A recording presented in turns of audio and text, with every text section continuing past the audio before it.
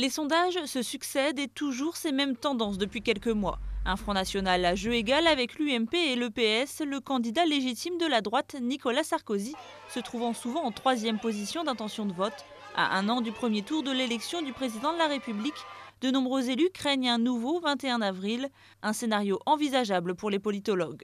Les éléments qui avaient rendu possible le 21 avril 2002 sont également présents, même si ça ne veut pas dire que la conséquence sera la même. Il y a un vote protestataire qui est fort, en particulier au profit du Front National, possiblement fort. Et il y a une abstention qui peut être très forte. Elle l'a été depuis 2007 à toutes les élections législatives, municipales, régionales, européennes. Dernière en date, les cantonales avec une abstention de 55%, un chiffre record qui a permis au FN de faire une réelle percée dans ce type d'élection locale.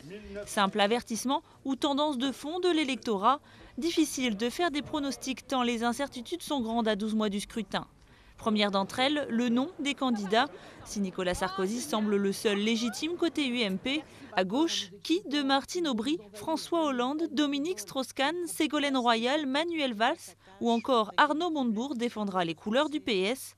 Le directeur du FMI caracolait largement en tête des sondages depuis plusieurs semaines, mais son avance semble se tarir ces derniers jours. En cause, la concurrence de certaines personnalités qui veulent se lancer, elles aussi, dans la course. L'arrivée de figures comme Nicolas Hulot, Jean-Louis Borloo sont de nature à consommer l'espace sur lequel lui comptait beaucoup.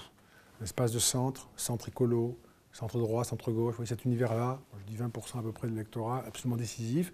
Et qui est cet univers sur lequel, évidemment, DSK est le champion. Outre Jean-Louis Borloo, d'autres candidats pourraient également bousculer l'échiquier politique de droite, comme Dominique de Villepin, François Bayrou ou encore Nicolas Dupont-Aignan. À un an du premier tour, déjà une quinzaine de figures politiques sont prêtes à entrer en lice. Les électeurs devraient y voir plus clair dès l'automne après les primaires socialistes.